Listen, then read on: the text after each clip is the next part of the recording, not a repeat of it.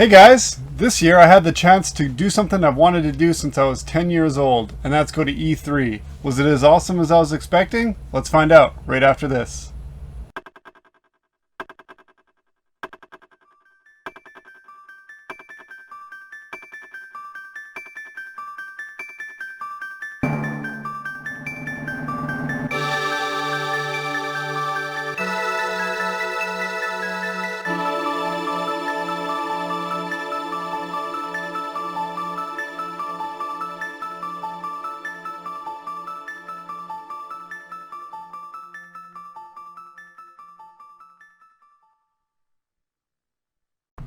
To start off our trip, we headed down to Minneapolis and stayed the night at my friend Church's, and then the next morning it was off to beautiful California. This is my first time being that far west, and it didn't disappoint. It was absolutely beautiful there. When we got there, unfortunately, the place that we had booked weeks and weeks ahead of time turned out to not even exist, so we were left a bit stranded and kind of worried about if we were going to be able to find anywhere to stay. But as you can see, downtown LA basically turns into E3, and there's huge billboards everywhere with video game stuff. This is straight outside the convention center, which we were supposed to be staying a block away from, and we walked around with our luggage and decided to check it out while we were figuring out what we were going to do. As you can see, there's a whole ton of cool things to let you know where you're going, and out front they had THQ Nordic had set up a Destroy All Humans and Monster Truck thing for the games that they're putting out. And then we wandered around until we found this hotel with Doom on the outside, and we were set to start enjoying E3. Alright, E3 2019, let's do this! Yeah! So straight away we just headed right onto the show floor to check out stuff like the Genesis Mini and a couple other cool games that were set up in that area. Unfortunately, I didn't get a t-shirt that you were supposed to get, apparently, for playing this Genesis Mini, so that kind of sucks. But we kind of played a bit of Judgment. We played a bit of this Persona game, but I was all about Trails of Cold Steel 3.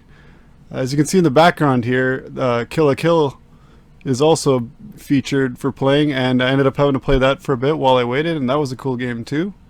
But since I'm in the middle of the first Trails of Cold Steel remaster on PS4, I really wanted to check this one out because I've been enjoying the combat on it.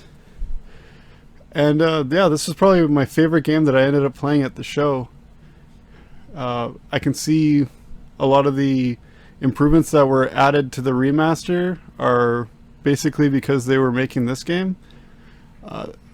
So it plays really close to the one I'm playing currently, and it's really a lot of fun. The girl was kind of trying to explain it to me like I'd had no experience playing it, and she was suggesting things to me, and I was kind of like, okay, but just doing other things anyway, and then she'd be like, oh, that actually works pretty good. So yeah, it was a lot of fun playing that. Next on, I went to play some Grand Blue Fantasy Versus. This is a pretty cool fighting game that I believe the other games in this series are actually mobile games, but this is coming out to the PS4.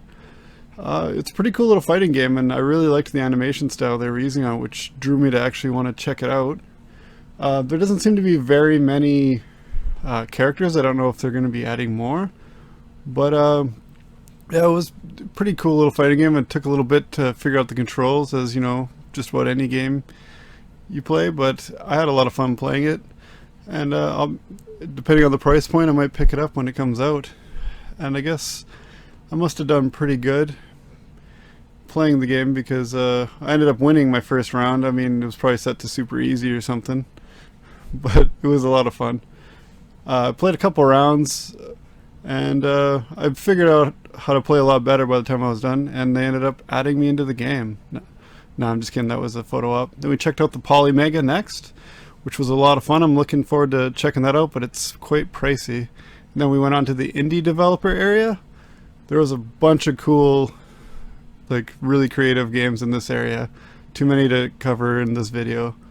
And then we went on to this, they kind of had like an augmented VR area with some cool photo ops that if you were lucky enough, if you posted it on Twitter with the right hashtags, you could win an Oculus Quest. I'm still hoping to win that. I don't know if they've had that drawing yet. It was a lot of fun. And then I went on to the Beat Saber VR photo op thing that I basically just did to get the light up sticks for church when we got back. Went on to check out a bit of the Nintendo area. I didn't stand in any of these ridiculous lines to check out the Nintendo stuff. And I actually kind of was happy that it was almost like a bug zapper drawing everybody on the floor was in the Nintendo line. So it kind of left everything else open to be pretty quick access to play, which is pretty awesome to me. Besides Final Fantasy and Cyberpunk, yeah, the Nintendo stuff kept everyone in lines there, so that was pretty cool. We had GameSpot on site doing some cool interviews and stuff. They were there all day, both days I was there. And then we went in to check on some more of these indie games and stuff in this area.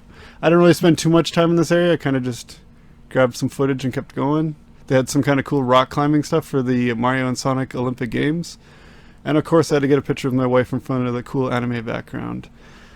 This doesn't really show how busy it was there, but there was tons of people. And then this is down the hallway that was for VIPs only, so I had to leave. But then we found the Final Fantasy area, and I was stoked to check out this collector's edition statue. And went on to the 2K area with Borderlands, where they had a really cool setup, some really giant statues, and they had way more displays to be able to play the games than anywhere else, so that was good to be able to check that out. And they also gave out the best swag, I think, that I got at the show anyway. Then we went to check out the Avengers area, but unfortunately not until the second day were they doing showing off the footage that they were doing, and I actually forgot to go back and check it out, so it was kind of a bummer because I'm really looking forward to the Avengers game. As hard as everyone is being on how they look, I think it looks cool. Then we went on to kind of the Capcom and Ubisoft area, where they had some really cool photo ops there. As you can see, they got still repping the Rainbow Six Siege. And yeah, we checked out the Watch Dogs Legion area, and they had a lot of cool merch. Not a lot of it was actually for sale there. It was more like just kind of advertising for where you could buy it. But there was some cool stuff, a little cool photo op. And we saw this giant inflatable vegetable thing for the Harvest Moon. I thought was kind of odd. And then this area I really like. Checked out Man of Medan. I checked out Code Vein, and then Bandai Namco area. They had some really cool games on show there. They didn't have nearly enough places to play them, but it was a lot of fun anyway when I did get to play them. There's a gigantic Cyberpunk, like it was almost like an arena-sized thing they had there. Then I went on to check out Darksiders Genesis, which was a lot of fun, and started meeting some really cool people like Tim Schafer. And of course, my favorite people I met were John Riggs and Metal Jesus. They were a couple of really cool down-to-earth guys, and I had a good chat with them for probably about 10 minutes. Then I went on to meet Yoshinori Ono, one of the executive producers of Street Fighter. Alright, I'm going to take part in the Extra Life Human Claw Machine. And you heard what I said. Went and checked. I decided to be part of the Human Claw Machine for Extra Life. It was it was a really long line. It was probably the longest line I waited in. It seemed short, but just to get everyone rigged up and hooked up to the thing, it took quite a while. So we were actually in that line for about 2 hours. But as you can see, the guy on the left has the giant joystick that he uses to lift people up, and it was actually a lot of fun once we finally got up there. Everyone was kind of likening it to Mission Impossible. I was more likening it to the cows on Jurassic Park that are being dropped into the raptor pen. But that was a lot of fun. Everyone was pretending to fly like Superman when they went up. I opted to fly more like Iron Man, so that was fun. And the guy with the joystick had a lot of fun. When he'd lower people down, he'd like to tease them, so I just kept my arms at my side so he didn't know how long my arms were, and just snatched them up right away. So I didn't feel like being jerked up and down because I'd probably just get sick. And then I just went limp noodle as soon as I was done. It was a lot of fun. It was probably one of the highlights of the show for me. It was pretty cool. Yeah, well, at least when I was in the line waiting, this is when I actually met John Riggs and Metal Jesus. They were just heading out to lunch. But yeah, we got some pretty cool prizes. There was some cool unique ones you could get, like a special edition 76 76ers slash Fallout 76 Xbox. It was pretty cool. I didn't win nearly as big as my wife, but I did get some pretty cool things we'll see here. I had my pick of a Funko Pop, a Pixel Pal, and some sort of Minecraft thing. Naturally, I had to take the Scorpion Pixel Pal, as I have a few of those already, and I figured I know people who like Overwatch, and I grabbed the Overwatch one, and got some cool wallet and lanyards and stuff like that too. They call you 2, I think you're a 10. But my wife definitely won the bigger out of the two of us. She got some pretty cool stuff here. I mean, I guess I get that stuff, but it was cool. She didn't really feel like taking part in the claw machine part, but they said for how long you stayed in the line, you automatically just win a box anyway, because it was quite a wait. So she got a cool Piranha Plant hat, a Mario Switch Joy-Con with a D-pad, and a Game Informer with a $25 gift card, which I thought was pretty awesome. And then on to the Mortal Kombat area. This was one of my favorite areas in the entire place. And it was right next to the Ubisoft area.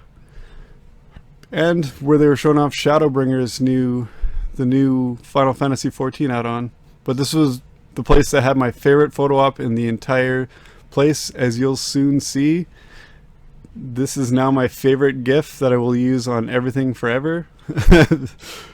Pretty much the coolest thing I've ever seen. So definitely, but there was lots of other cool photo ops. As you can see, the Crash Team Racing, then the Crash himself was there, and the Furon from Destroy All Humans, and I also got to ride the Hardy Daytona, which is a pretty cool photo op there.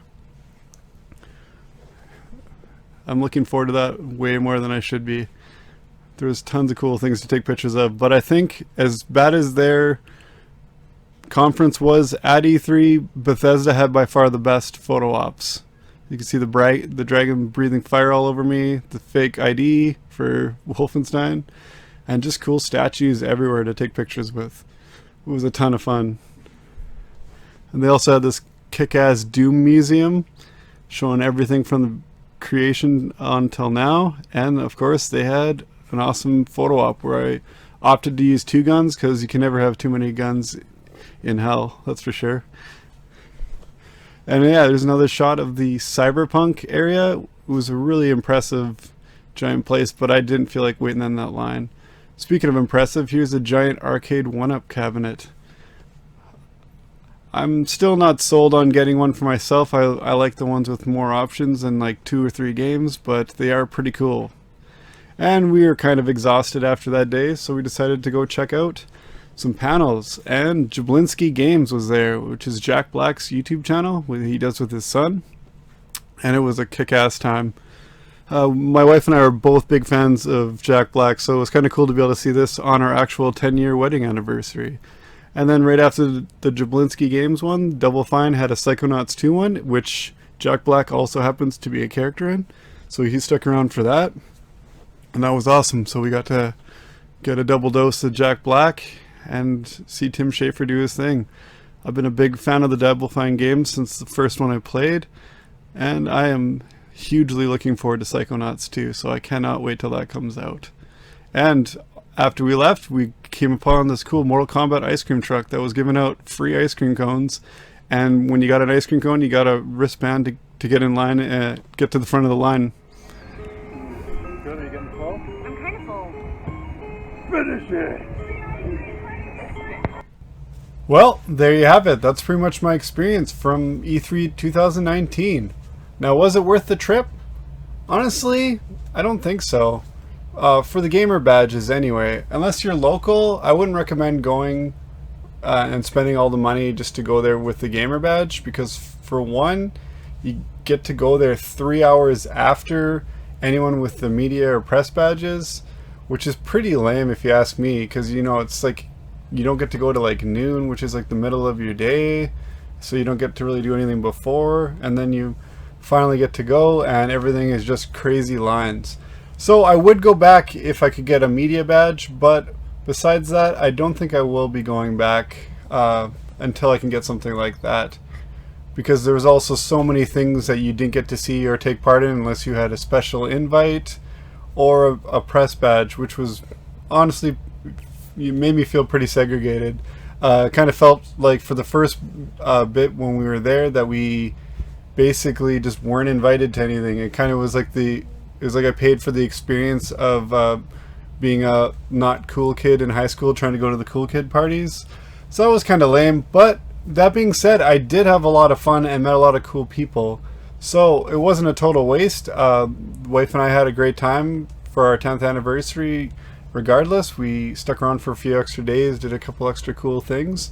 So it wasn't a total waste, but it also wasn't exactly what I was expecting. For one, you didn't get to go to all the conferences. They actually all take place before E3 actually starts. E3 was actually Tuesday to Thursday, and all the conferences took place from Saturday to Monday, which I found really disappointing. I didn't know this ahead of time.